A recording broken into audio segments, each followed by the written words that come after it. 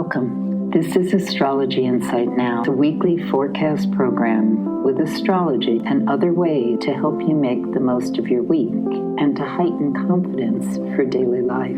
It's run by Pamela Cuccinell, that's me, the astrologer, and I invite you to find out more about my work at insightoasis.com. I look forward to your joining us every week.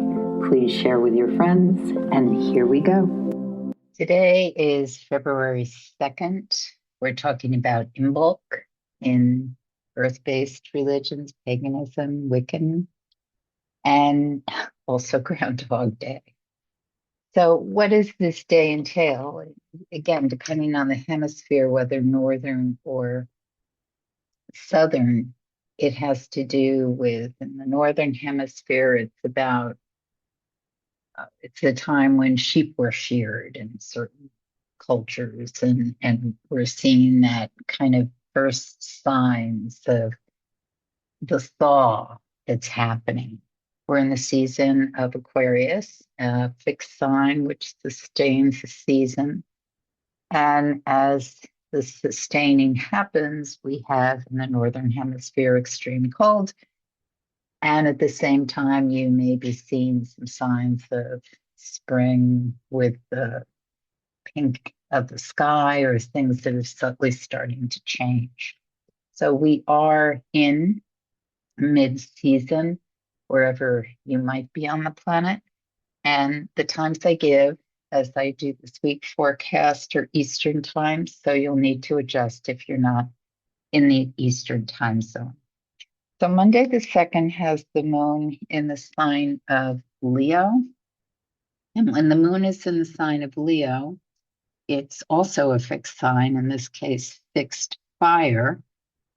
And we, depending on the person, especially air and fire signs, can feel very kind of jazzed up or lit up, or as though you have the fuel you need to go where you need to go. And depending on who you are energetically or the people around you, you may notice that there's a high octave of, in some cases, drama or how people are expressing themselves. The tone can be very highlighted, emphasized, lots of colors and textures and adamant points getting across. This is especially true, perhaps, on this day, because what's happening is that as the moon is moving, it is approaching what we call a square, a 90-degree angle from our perspective here on Earth, in the sky with the planet Uranus. Now, Uranus was the god of change. He'd shake things up. He actually was the great god of the sky, one of the earlier gods. And basically, there's a lot of chaotic energy about this particular piece when it comes in. So one of the things that's constant when I'm working with somebody, or in this case, giving a forecast just for the weekly weather, is there's an unpredictable quality about it. So I can suggest what might be happening, but I don't exactly know unless it depends on who's around and how your particular horoscope is being affected by where that Uranus is. Remember, Uranus is in late degree Taurus now, Earth sign fixed, and it will be moving into Gemini. But at this point in time, we're in this kind of standing at the ledge energy. I think a lot of Uranus at this kind of late degree of a sign, and of course, early on when it'll move into Gemini, as the card in tarot, the Fool. And in the Fool card, you see this youth moving towards a cliff, looking at the sky and thinking about whatever is in their mind. And they aren't necessarily looking ahead, what could be a very dangerous precipice. We don't really know. When we look at the card, we see the indication of what could be a very deep fall, but we don't really know. And the tarot is very rich. There's so many things that it opens up and we can explore. But one of my favorite things about thinking about the Fool is that we can look at that energy with a sense of, oh my gosh, this person isn't looking in front of them and it could be terrible. But on the other hand, they could step in to a totally new environment and take flight. Of course, human beings can't fly, but no one's saying that the youth depicted in the tarot card is an actual human being. They could be some sort of mystical, uh, ephemeral, elf-like creature. But my point is that when we see Uranus transits, it's best not to look at them with a sense of foreboding because we don't know what's going to happen. On the other hand, you want to be prepared. You don't want to be the person who runs out on the beach when the wave is receding and becoming 30 feet high, because that's not going to be good when that wave changes course. So we want to have our eyes open, see what's going on. And also, the other thing that's important about that particular image of the Fool is that there's so many different decks now, but in a lot of the traditional decks, there's a small animal running ahead, often a puppy or a dog, some sort of mascot or actually pet animal friend who's going to bark or alert us of dangers ahead. And that animal, of course, would not leap off the cliff in a dangerous space. So the moon goes void, of course, at 5:55 p.m. And the day basically, as I said, can have a lot of excitement about it, and things can turn very quickly, like 180 degrees detours, something unexpected. The question is how we handle whatever comes up, and are we prepared to move quickly or sidestep or change course if that makes sense. The moon enters Virgo at 10:21 p.m. So that's a span of time with the moon void, of course. And when the moon's void, of course, generally what we say is you don't want to start anything new. And the reason for that is because people aren't really emotionally attached to the outcomes. So yeah, you can start something new you don't really care about, or you don't want to get any results from. One of the classic stories about when the moon's void, of course, is that's a good time to mail your tax filing because you don't want to hear from them. You just want to get it done and do it and put it out in the ether. The other things that are really good to do are just to organize, clear a few desks, prepare for the next thing, rest, recharge, do things that are already in process, like ongoing tasks that need to get done, and just don't overextend. Just be in the moment and enjoy the space around you. Once the moon has entered the sign of Virgo, now we're in very different energy. It's more about kind of focusing, hunkering down, seeing what you want to push out and make happen. And the next couple of days can be very results oriented. Now, there are some things to take into consideration. One of them is that on Tuesday the 3rd, Uranus goes direct. So it's been in retrograde motion from our perspective here on Earth. And when Uranus goes direct, usually something happens. And when I say something happens, what I mean, and especially now because Uranus is in an Earth sign, Taurus, one could argue the ultimate Earth sign. But basically, what's happening is that the energy that's got to do with change and freedom starts to change course. And in this case, it's going direct. So it's not unusual to see something that is an Earth event in the news, something that, I mean, there have been earthquakes or storms, things that really call attention to things are moving physically in a way that gets our attention.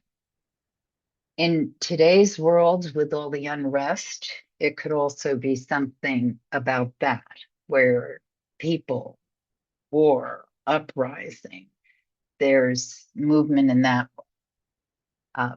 Honestly, for anyone who's involved in things that have to do with expressing your voice, being in a way that's objecting or confronting things you don't like going on in the government, just be hyper aware, careful, make sure you have your groups, make sure you know the drill, whatever, however things are working in your neighborhood or area.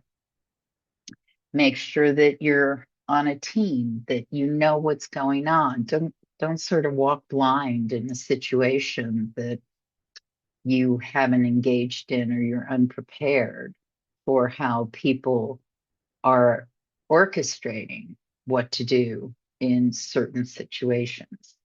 It's really important in just the overall philosophy of astrological predictions is to get the information and prepare for it.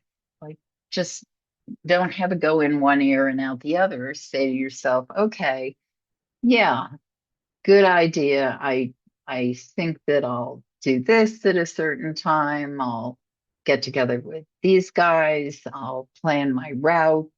I'll figure out what I'm doing and with whom I'm doing it.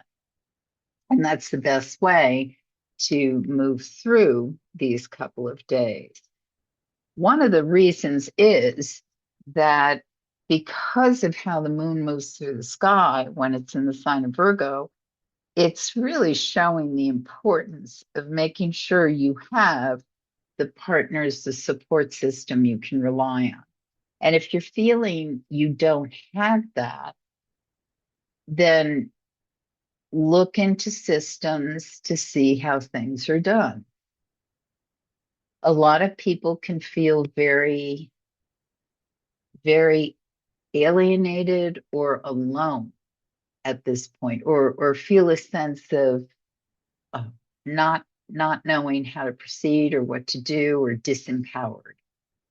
That's a word I talk about a lot, don't I? So we want to empower that muscle somehow.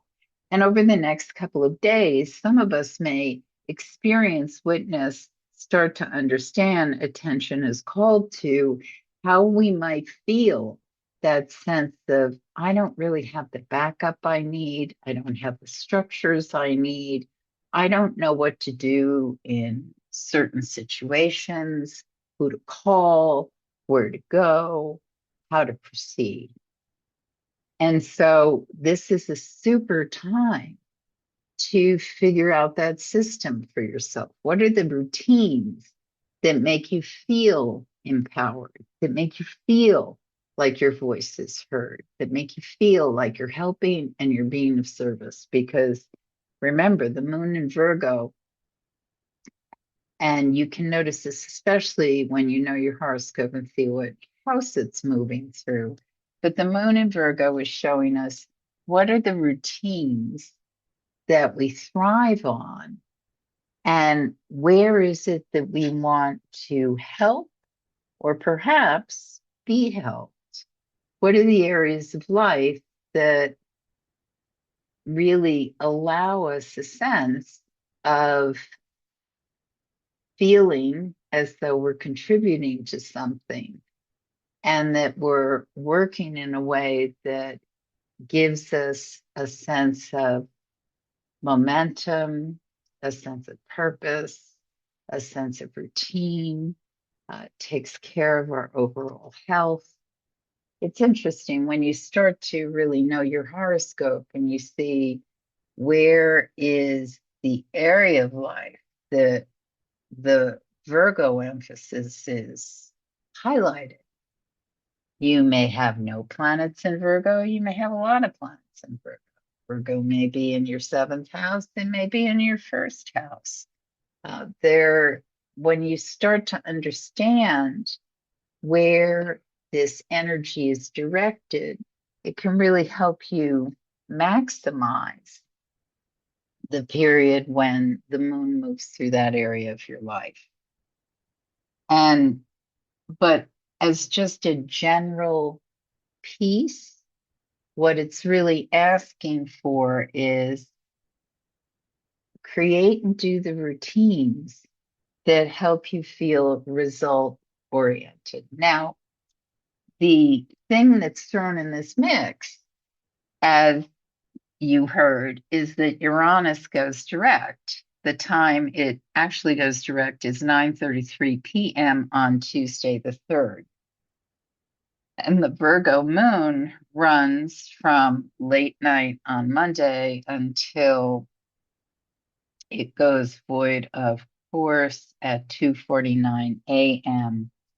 on Thursday the 5th. And it will enter Libra almost 2 hours later at 4:33 a.m. So what we're seeing is that Virgo moon is definitely looking for the kind of support that's going to help it achieve what you're focused on over these couple of days, but your focus may suddenly change. With the Uranus direct happening, it's as though, let's say you're in a darkened room and the sun is setting and you're working on something, you're involved in it, and then suddenly someone comes in and turns on the light and you say, oh, wow, I hadn't noticed that the color looks different in the light of what I was working on because I was so focused on it. The shapes, I had failed to take into account what happens when it's in bright light. And so you can adjust or modify or so in other words, it's not necessarily a bad thing at all, but it suddenly brings in something that gets your attention. Uranus can be inspiration, it can be an epiphany, uh, it can be a call for action, pay attention. We don't really know exactly what it's going to bring up for each of us. But in the case of if you know your horoscope, you can look at it and say, oh, okay, so Virgo moves through my seventh house, the intimate people in my life, partners, someone who, my therapist, my lover. But Uranus would be maybe moving through your, depending on how the horoscope is laid out, maybe it's moving through your third house of communication. You suddenly get a phone call from your brother that changes what you were going to be doing. it can be just a minimal little thing, or it can be something that really has an impact. It depends on your personal horoscope and where that Uranus in late degree Taurus is hitting, because we're ending that Taurus story with Uranus because it will be moving into the sign of Gemini. So while we're in this activity, as it moves direct for the last time before it goes into Gemini, well, it, yeah, eyes open. What's going on? So when the moon enters Libra at 4:33 a.m. on Thursday, this sets up a couple of days that after what may well have been an action-packed beginning of the week, lots going on, lots that need to happen, delivery of messages, delivery of projects. Once it moves into Libra, we're in more of a, not necessarily a chill period, but a time when if we make a phone call, someone answers. If we ask for help, someone responds. We can feel a lot more connectivity for the next couple of days than perhaps we had been feeling the last few. This can be highlighted for some of us because the morning of Thursday the 5th, some of us may feel a sense of, I need to express myself differently. I didn't really define what was needed well. I have to get my point across better. We can do not necessarily soul searching, but we can get this, okay, that's what's been going. And it's not necessarily comfortable. It may be someone tells us, hey, you should have said it this way, or I just saw this. Why didn't you send me a reminder? So it can be a shake. What's going on here? But the ideal is that whatever it is that's calling our attention, we can then take the information and really work it to much more effective communication and results. So Thursday the 5th looks to me like a very strong day for bringing it home, making the results happen, making the connections happen, diplomacy, mediating through things, uh, getting people to see the things you need them to see. We can find ourselves on Thursday and Friday in situations where there's a lot more openness or give and take or flexibility to find ways to get through what seemed to be very impenetrable. On Friday, I think one of the things that is super important is if we can really be clear on what it is we want to do on this day and what kind of rewards or possibilities we can create. And we might do well to have planned this a couple of days before, because for some of us, the Libra moon can heighten a sense of, I don't really know which way to go. Sometimes people think of Libras as being very indecisive. That certainly can be the case, but it's not so much indecisiveness with a classical Leo. I mean, with a classic Libra. What it is they want to make sure they have weighed all factors. They want to really consider what they want to do and how they want to do it. And I think I can think of a very dear Libra in my life when I was a young woman, and a very strong man, just the sort of man people, he just impressed everyone with his presence and his delivery, seeming sense of control.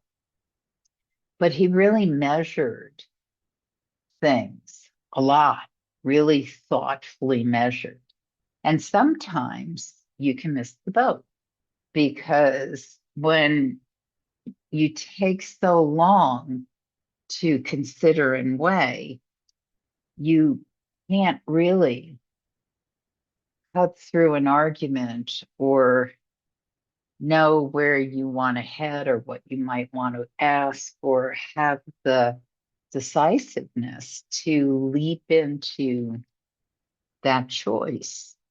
So it's kind of good to have a rough idea what's important for you to accomplish on this day. Because if you do that, if you know what your Friday dream wishes are like to achieve or make happen, it can be a super, super productive day.